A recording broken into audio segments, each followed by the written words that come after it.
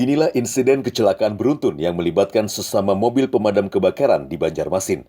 Mobil pemadam yang disopiri Ahmad Sarbani dari BPK Ragas kehilangan kendali saat melakukan pengereman mendadak di Jalan Sutoyo S Teluk Dalam Banjarmasin pada Rabu malam. Upaya menghindari mobil di depannya justru membuat tabrakan beruntun tidak terhindarkan.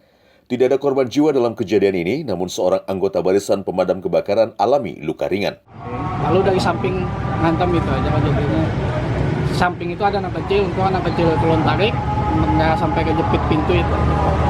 Berarti di dalam itu pian yang nyetir atau kayak apa? Ulun yang nyetir, yang di samping itu video, cuma HP-nya hilang, kita kada dapat lagi mencari HP-nya.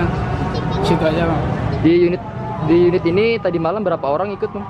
Di belakang sekitar 6 orang, di belakang 4, di depan 2 gitu, termasuk supir.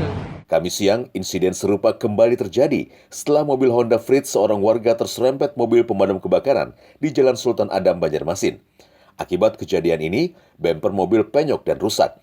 Menyingkapi insiden kecelakaan yang melibatkan satuan pemadam kebakaran, pihak terkait berjanji untuk meminimalisir insiden tersebut. Tadi malam itu kan ada error ya, kalau saya error karena ada salah satu mobil pemadam yang tidak pakai lampu di atasnya dan tidak pakai membunyikan sirena.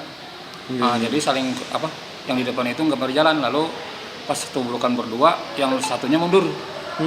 Nah, jadi kemungkinan akan kita lihat filmnya nanti, mungkin kita berikan arahan juga pada kawan-kawan.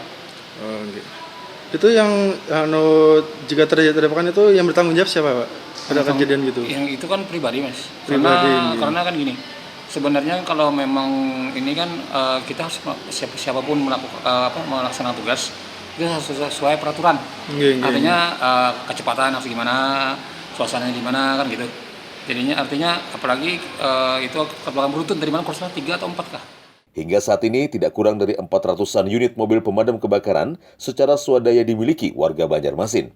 Sehingga di saat musibah kebakaran melanda, peran serta mereka sangat membantu warga. Diperlukan kiat dan upaya serius untuk menata kepedulian mereka agar terlaksana dengan penuh tanggung jawab. Reviano dan Aziz, Kalsel 1 Net, Banjarmasin.